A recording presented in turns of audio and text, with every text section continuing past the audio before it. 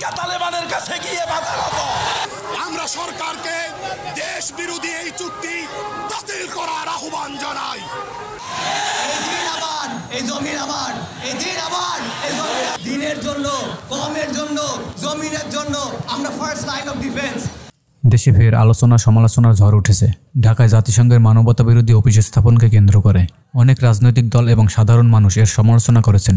তারা বলেন, একমাত্র যুদ্ধবিধ্বস্ত দেশেই জাতিসংঘের মানবতা বিরোধী অফিস স্থাপন করা হয়। আমাদের দেশ তো স্বাধীন দেশ, গণতান্ত্রিক দেশ। আমাদের দেশ কি যুদ্ধবিধ্বস্ত দেশ? তাহলে আমাদের দেশে কেন জাতিসংঘের মানবতা বিরোধী অফিস করা হবে? সমালোচকরা আরও বলেন, বিশ্বের যেসব দেশে তাদের অফিস রয়েছে, সত্যি কি সেসব দেশে মানবাধিকার রক্ষায় কার্যকর ভূমিকা রাখতে পেরেছে তারা? ফিলিস্তিনের মতো দেশে প্রত্যেকটা মুহূর্তে মানবতা বিরোধী অপরাধ সংঘটিত হয়ে থাকে। শিশুসহ বেসামরিক মানুষ গণহত্যা করা হচ্ছে। সেখানে মানুষ ত্রাণের জন্য হাহাকার করতে থাকে, একটু পানির জন্য হাহাকার করতে থাকে। সেখানে তারা কতটা মানবতার উন্নতি সাধন করেছে? বেশিরভাগ ক্ষেত্রেই দায়সারা বিবৃতি দিয়ে থাকে সংগঠনটি। অনেক বিশ্লেষকরা ইন্টারিম সরকারের সমালোচনা করে বলেন, করিডর কেন স্থাপন করা হবে? চট্টগ্রাম বন্দর কেন বিদেশি কোম্পানিকে দেওয়া হবে? আবার যেখানে রাশিয়া বা ইউক্রেন থেকে আমরা প্রতি কেজি গম 31 টাকা থেকে 32 টাকা আমদানি করতে পারি, সেখানে যুক্তরাষ্ট্র থেকে কেন প্রতি কেজি গম 5 থেকে 6 টাকা বেশি দিয়ে আমদানি করতে হবে? বিশ্লেষকরা আরও বলেন, হাসিনা যেমন ভারতকে সবসময় সুযোগ সুবিধা দিতে ব্যস্ত ছিল, এই ইন্টারিম সরকার কি মার্কিন যুক্তরাষ্ট্রকে সুযোগ সুবিধা দিতে ব্যস্ত থাকে?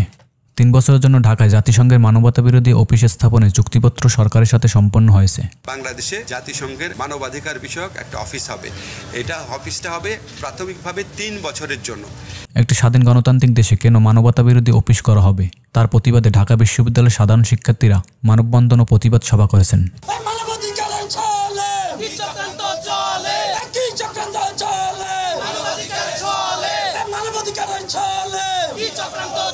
কিন্তু আমাদেরকে কোনোভাবেই কোনো নাটক সিনেমা দেখিয়ে ভুল বোঝানোর চেষ্টা করবেন না।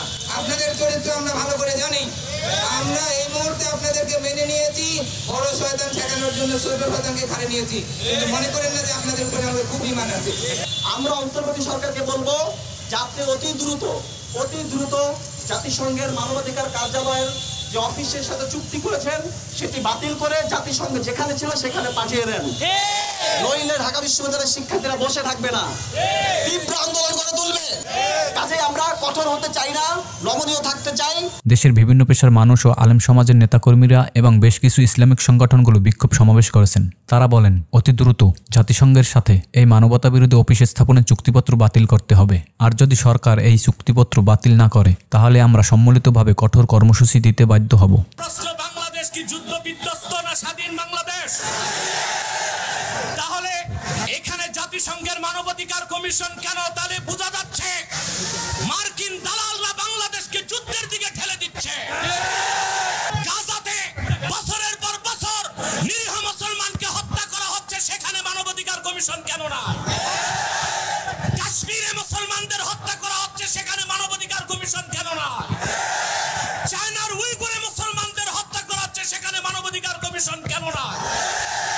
আমরা জানি মানবাধিকার কমিশন কেন। জাতিসংঘের বিতর্কিত কমিশন কার্যক্রম বন্ধ করতে হবে, নতুবা আমরা মার্চ টু যমুনা দিতে বাধ্য হব। আমরা জাতিসংঘের কমিশন চাই না, আমরা তাদের ভুয়া মানবাধিকার চাই না, আমরা আল্লাহ প্রদত্ত মানবাধিকারে বিশ্বাসী। আজকে কথা বলা হয় দেশকে তালেবান বানাবেন। ওই বেটা বেআক্কল গাদা, বেকুব, বেহুদা, বেলাদা, বেরসম, বেহায়া, সারা বিশ্ব যেখানে তালেবানের কাছে মাথা নত, তোর বাপ আমেরিকা তালেবানের কাছে গিয়ে মাথা নত, রাশিয়া তালেবানের কাছে হাঁটু গেঁথে বসছে, চায়না তালেবানের দয়ার দিকে তাকিয়ে আছে, ইন্ডিয়ার মতো মালাউন মুশরিকরা তালেবানের দয়ার দিকে ভিক্ষা করতেছে। আর তুমি বসে আছো তালেবানের মতো। দেখাও গত 3 বছরে পুরো আফগানিস্তানে কয়টা দর্শন হয়েছে? গত 3 বছরে পুরো আফগানিস্তানে কয়টা ডাকাতি হয়েছে? আর এখানে তুমি সাধারণ মানুষের নিরাপত্তা দিতে পারো না। এখানে আমাদেরকে এই সমস্ত জাতিসংঘ মাতিসংঘ এগুলো ভুয়া, আমরা এগুলো চাই না।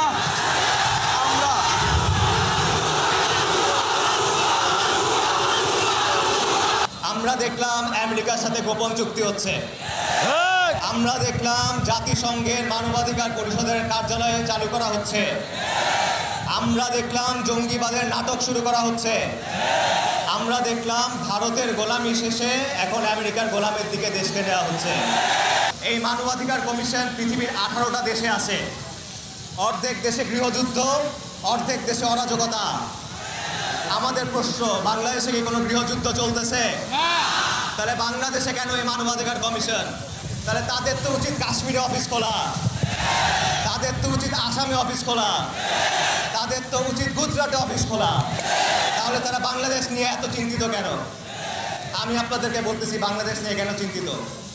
আমাদের পাশের দেশ বার্মা, এখানে গৃহযুদ্ধ চলতেছে। এই জন্য জাতিসংঘ এখানে অফিস খুলতে চায়। জাতিসংঘ এই গৃহযুদ্ধে বাংলাদেশকে টেনে নিতে চায়। এই গৃহযুদ্ধকে কেন্দ্র করে প্রক্সি ওয়ার চলতেছে। এখানে আমেরিকার স্বার্থ আছে, এখানে চীনের স্বার্থ আছে। খুব ভালো কথা, তাদের স্বার্থ থাকুক। প্রত্যেক দেশ তার নিজের স্বার্থ দেখবে। আমাদের কথা হলো বাংলাদেশের সরকার কার স্বার্থ দেখবে? বাংলাদেশের সরকার কি বাংলাদেশের মানুষের স্বার্থ দেখবে নাকি আমেরিকার স্বার্থ দেখবে? বাংলাদেশের হাসিনা বন্ধুত্বের নামে দেশকে ভারতের হাতে উঠাই দিয়েছিল, ইউনিশ সরকার দেশকে আমেরিকার হাতে উঠাই দিতে চায়। আর যখন আমরা এটার বিরুদ্ধে কথা বলি আমাদেরকে বলে জঙ্গি, আমাদেরকে মামলা দেয়, আমাদেরকে ভয় দেখায়। মানবাধিকার কমিশন যদি চালু হয়, আপনারা জানেন বাংলাদেশের পার্বত্য চট্টগ্রামে বিচ্ছিন্নতাবাদী আন্দোলন আছে, যাদেরকে পশ্চিমা শক্তি সহায়তা করে। এই অফিস খোলার পর পার্বত্য চট্টগ্রামের কি হবে? এই দায় কার? এই দায় ইন্টারিম সরকারের। এই দিন আবার, এই জমির আবার, এই দিন আবার, এই দিনের জন্য, কমের জন্য, জমিনের জন্য আমরা ফার্স্ট লাইন অফ ডিফেন্স।